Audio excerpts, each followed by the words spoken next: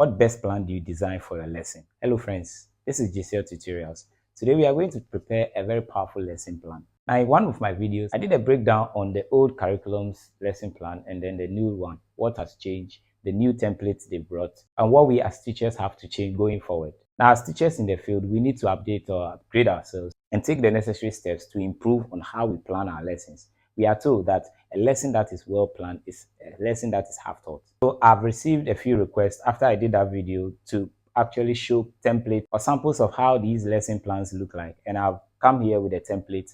I'm going to show you. Some have the book, the hard copy, and the format is there. They just have to input. Then what the content they are to put in is where the problem or the confusion lies. So as to what to be put there is what I'm going to do or treat in this particular video. So I'd like you to follow me closely. I'll take you to the screen and I'll show you the template, the soft copy, and if you have that one, it will help you to actually design it on your laptop or PC. Then you save as PDF. That is very easy. So join me, let's go to the screen. So on my screen here, I have the syllabus. We as teachers should bear in mind that every lesson plan that we prepare must be based on what the syllabus or the curriculum comes with. So the curriculum here is a social studies one. You should have this document, and it's a standard document that we are all using. So we have here content standard, we have indicators and exemplars, core competencies. I explained these terms in one of my previous videos where I spoke about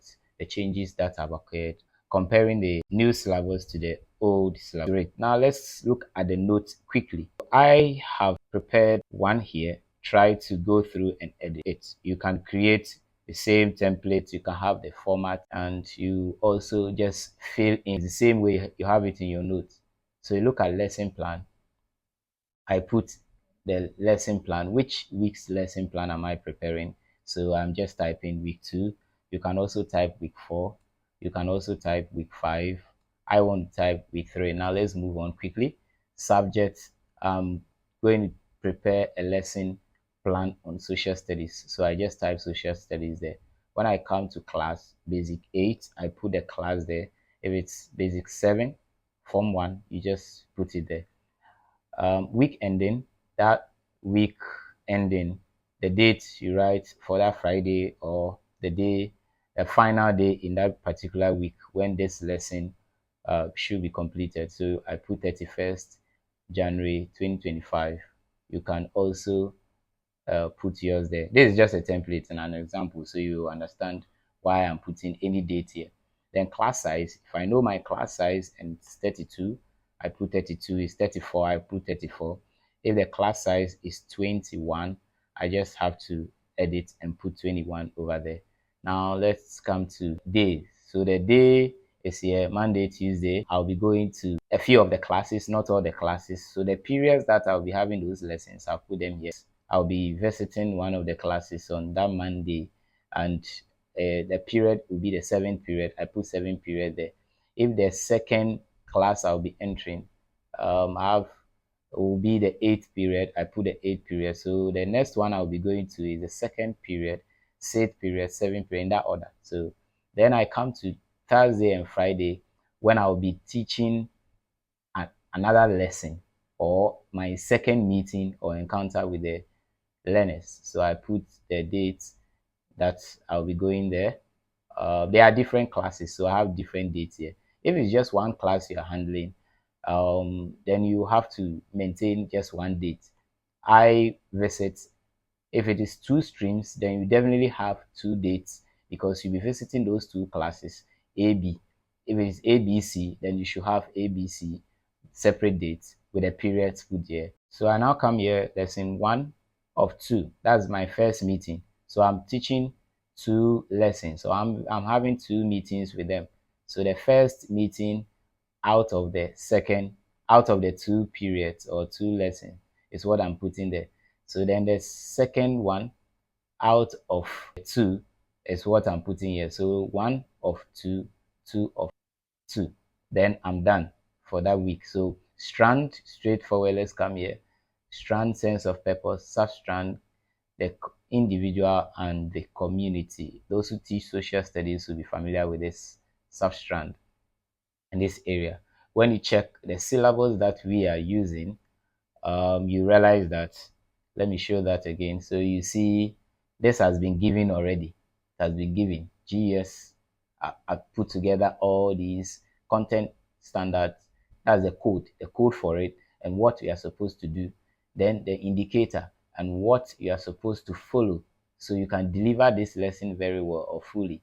Then you come to the core competencies, which we'll be fixing, but I'll tell you what you have to do before you fix in the core competency. So I did not just create my content standard or put this code here. I just have to go to the syllabus I'm using and pick it from there. Otherwise, I would be breaking the rule. Yes. So I have basic 8, 3, 2, so when you check, each of the substrands and their strands have their content standard and the indicators there. So this is what I have for the individual and the community. So I put it there. Performance indicator. There's been a different way of writing this now. We used to have what you call objective in the old syllabus, where you have to say or state that the learner would be able. Yeah, some use should. You get it. In this case, you are checking something that has to do, or you are trying to measure or evaluate the success of the learner. You get it. So you have to be sure that by the end of the lesson, the learner would be able to do something. But now in this case, you have to state it that the learner can be able. The learner can be able. So you are so sure. So it means that if the learner can't do that, you can clearly tell that you've not achieved it. You get it. So the learner can explain the 5 processes involved in community decision making. So that is my first one. Then I come to the second one. So this is for lesson 1 of 2, and this is for lesson 2 of 2. So the lesson 2 of 2, I will be able to tell whether the learner has been able to achieve what I went to their class to teach. If the learner can also give at least 4 reasons why community development is important. So this time we are using the CAN for performance indicator. So make use of that. Then I come to the core competencies. Before you fix in the core competencies, you need to come to the phase 2 and do a lot of work here. Put your activities and the things that you take the student through to achieve the objective of the lesson. And that is what will make them develop these skills, the competencies, whether they will build communication skills, whether they will develop collaborative skills where they will have to work together. So whatever you put in phase 2, so you have to come complete phase 2 before you now pick any of the core competencies. These ones are also in that document called the syllabus, the curriculum that they provided for us. And this, they want the children to develop these competencies with regard to every lesson that you have to teach or treat in the classroom or outside the classroom. Keywords, I put in community decision, community development. If there are other keywords that you have also you want the children to take note of, the learners to take note of, you just pick that keyword and write them here. Some start their English lessons, some start their language lessons by introducing keywords or vocabularies. That is also a good method. You can use that as part of your starter. Then, under the core competencies, in this area, you have the teaching and learning resources. So resources have been made the advanced form of material. So we put resources. All these resources can be used. Some can decide to create cards, summary cards, especially the language teachers. That helps a lot. We have the audio visual equipment. I am going to use some laptops, some projectors, and then we have downloaded images from the internet that I'm going to show or display to them. The textbook becomes my final thing I have to follow, because sometimes I have to bring the textbook in for the children to also know the points we are talking about are not far from them, but then some of the explanations are in the textbooks and they can make reference to them. Where they can find that I have to put that write that particular textbook there, and it has to be a textbook that they are also using. So when they are not with the teacher, they can also do more research, read ahead, look through those pages and find the content there that will build or adapt, because the textbook is supposed to serve as a guide. So the teacher is also responsible for teaching the children how to use the textbook, underline keywords, and even they will also read and bring out the complex points or terms in the book for you to simplify, elaborate, or break down or explain further. Now let's come to where the work is. So I'm starting my day. I put the day here. I put the time I'll be delivering that lesson into bracket 1 hour 10 minutes. Then I come to phase one, the starter. So the starter has been like the intro, what you have to prepare the student or the learner's brain with. So I come here because it is the individual in the community. I believe that they all live in the community. So probably they'll have something to share. So I want them to share with me, just briefly, important matters that they have discussed as a class. So I am telling them that the class is a community. So they would now have to tell me what. So you can do this through question and answer method. Put a question to them. Yes, when you get to the classroom, then you read their mood, you start asking them some questions, and then they start talking. So you see, they will tell you the matters, the things that have happened in the class, decisions they've taken. Maybe they've planned to buy a duster, they've planned to get broom for the class, they've planned to get a new board or something, or to get a new cupboard. You know, these students think big and they have a lot of plans. These are matters they discuss. Maybe someone's issue, maybe one of their friends have not been to school for a while and they have been discussing how to go and visit that friend. That can be an issue they can bring us. So when they bring out, you pick a few of them and comment on them. Then you link it to the new lesson you are going to teach and introduce the lesson. You state the objective in the starter. It shouldn't take more than at least 5 minutes, at most 7 minutes. Then, depending on the time you have to deliver, looking at what you have written here under the day. Okay, then phase two, where the work is. Now you are going to take them through various activities. We are told teaching is a science and an art as well. So you are now going to build on what the information they have given to you, and then you link it to the lesson. After you are done linking it, if you are going to bring out some of these keywords, if you use the projector or the laptop, you can project the keywords for them. Let them quickly scan through their books. It improves their reading skills and how fast they are to pick new words. They will bring them out, you add them to what you have on the board. Then you go through those words, ask them the one they already know. As they pair, they think and pair, they can also share what they know about such words. Then you guide them with expressions to define some of these keywords. Then you check their spellings, how they are constructing their sentences. Then they know they are building their vocabulary as well and how they construct sentences. So you display the 5 main procedures of community decision on the summary card. So if I am not using this, I can change this, I can edit this. If I'm using the projector, I can say project to learners the 5 stages of decision making. Then I am leading them to something else. The next activity is that after I've projected the 5 main procedures or the steps in community decision making, I will let them be in 6 groups. You have to state it in your lesson plan that you are going to put them in a group of 5, group of 3, group of 2, group of 5, 6. It shouldn't be more than that because you want to get a precise and a perfect result. Yeah, or close to perfect result. So should be guided to explain one each. So each group can pick one. So if you have space, you can still type in the 5 steps that you are going to project on the board.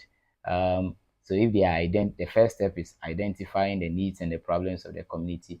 The second one comes with sensitizing the people in the community. So each group will pick one and let them deliberate, let them discuss.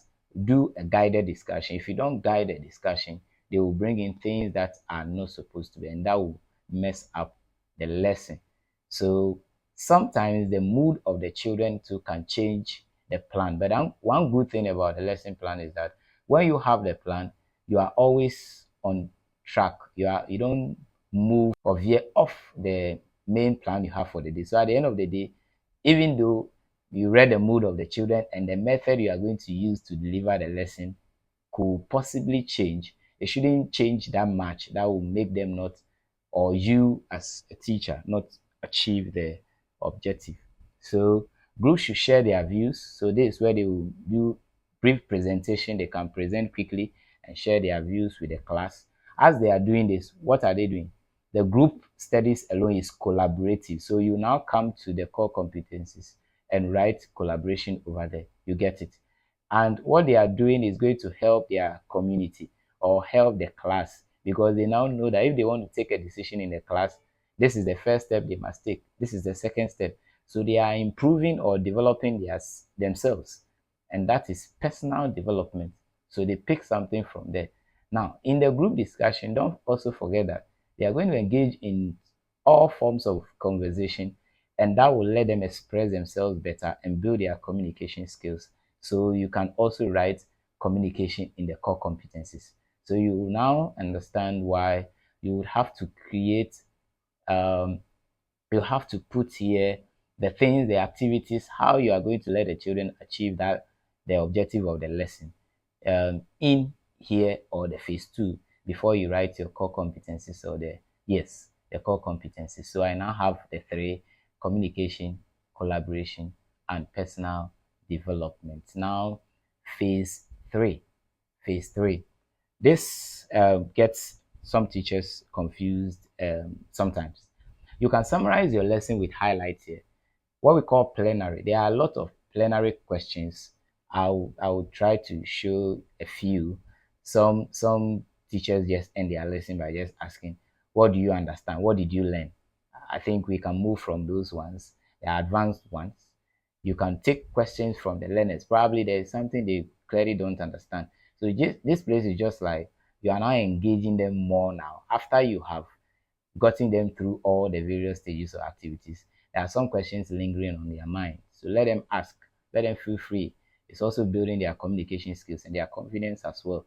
So if they can ask questions, then you can clarify the complex points and ask learners to mention. So you can put oral questions to them. If you have more time, depending on the time. So I have designed this based on the time I have in the classroom. So you can also put written questions. Some teachers do give them a few written questions and they mark those exercises in the class. So you see in some of the notes, they create a part assessment. So you can write that assessment under either the phase 2 or under the plenary or the reflections. So because when they answer those questions, probably you can see where you can ascertain how they understood the lesson, and that understanding level will tell you whether to treat that lesson again or a part of it, or you can make progress and move to the next one. Then you can announce the next lesson also in the plenary before you end your lesson.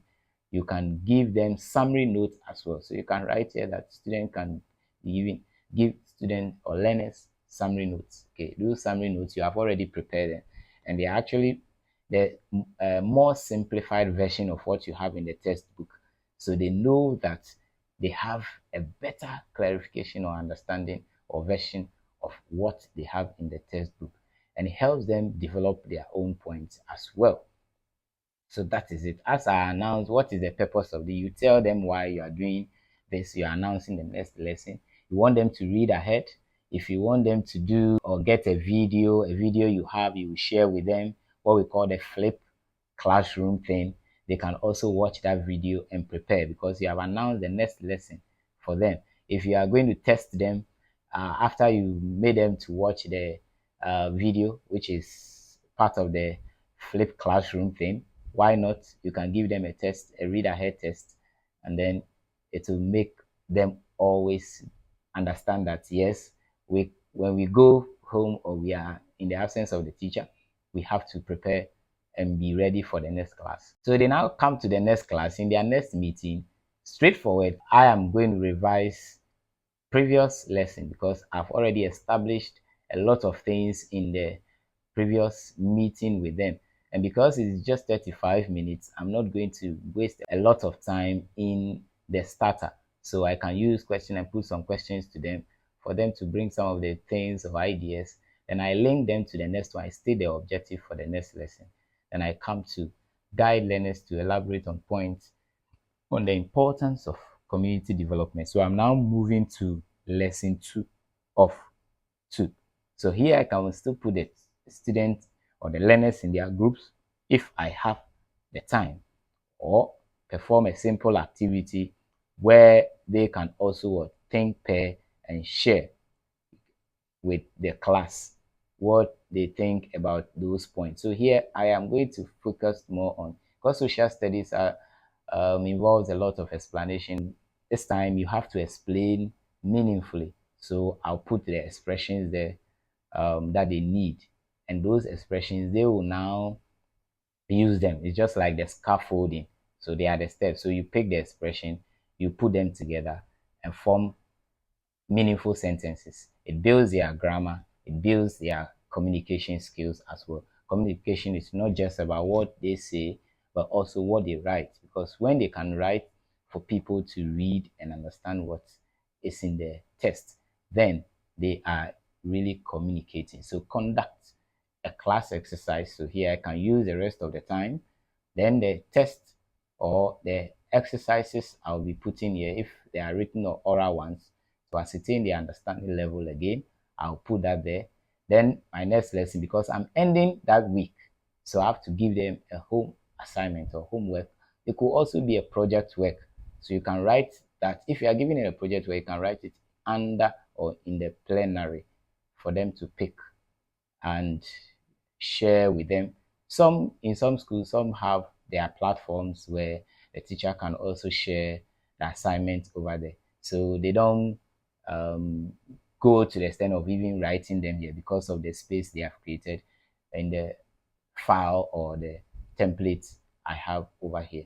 So yes, if you have that system in your school, you can share the assignment on school platform. Parents can pick them there and they can also guide their children to do it. When they come back, then you go through and move on with the next lesson.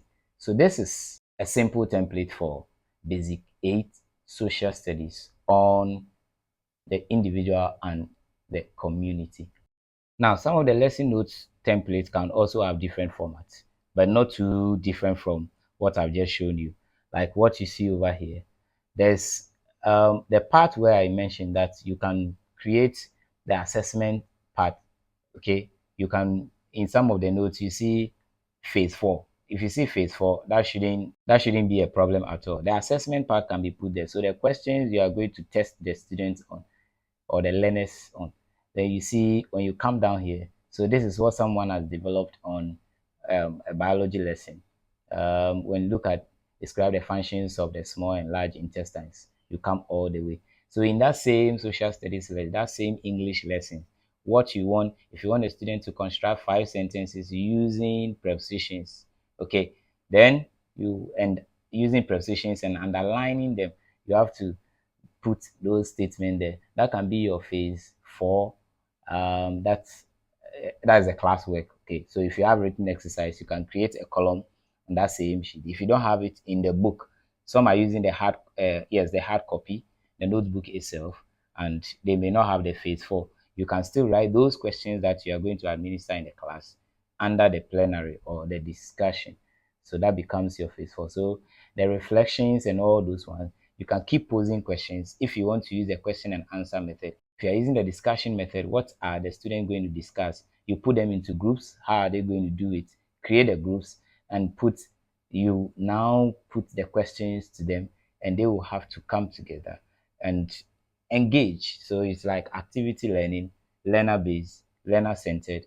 Then you be able to know how they are getting along with the entire lesson. So that is how the whole thing is structured. So let me end with a plenary question. So there are a lot of ways you can go about this to get the students to now share something with you, and even with other learners to get a better understanding. There you can ascertain their understanding level, how they absorb the entire lesson and what you can do or prepare when you are coming to the next class or having the next meeting with them. So what have you learned today? Then you can go ahead and say, what is the key thing you have learned today? So that can also be, what do you know now? What do you know now that you did not know at the start of the lesson? You see, then when you start posing these questions, then they begin to think. So you are developing critical thinking over there, casting their mind back to tell you something that they would want to. So as far as the lesson is concerned, what has changed about the learner's understanding? You ask them, put this question to them, they will give you, share their genuine opinion, and then you have, what three things have you learned today? So here you can take a pen and a paper, just write them down and share. Tell them to share with a friend sitting beside them, or just create a box or a bowl or something. Let the bowl go around. Let them write these three things. Drop them in the bowl. Then you pick it and read them out. Or you call some of them, the learners at random, to pick, and then you can do this under the phase 3 or the phase 4, possible if you have the time. What is the most important thing you have learned today? It may not end there, but you ask them, why is it the most important thing? If they are picking that one as what they've learned, why is it the most important thing? They will definitely share something with you. What do you want to know as a result of what we have learned today? Because they have now gotten something in addition to what they knew already, and they will also be expecting to know more. If you pose this question, they will tell you, so you can now prepare or restructure the next lesson plan tailor the learner's need as well. So after the lesson, probably you are also expecting them there is something they can do. What can you do per this lesson? Because you've told them that this is their objective. And can they really define? Can they really explain? Can they identify? Use those active verbs, yes, to also assess their understanding. How has today's lesson altered your knowledge of understanding or changed your knowledge of understanding? So you can craft your own questions, interesting ones, as you have the lesson, and then prepare these learners to get along with you. So now I believe you have seen the template, you've seen what to put in at all the content, and from now you'll be able to refine or adapt to what you already know. And with this, your students or learners are going to enjoy the lesson very well. Trust me. Post in the comment section. If you like this video or you have questions, don't hesitate to comment. But then don't leave a comment without subscribing. If this is the first time you are watching me, just make sure you click the button. Anytime there's a new video, you also have access to it. This has been JCL Tutorials, and I'll come your way again with another interesting lesson. Thank you for watching. Have a perfect plan. Bye.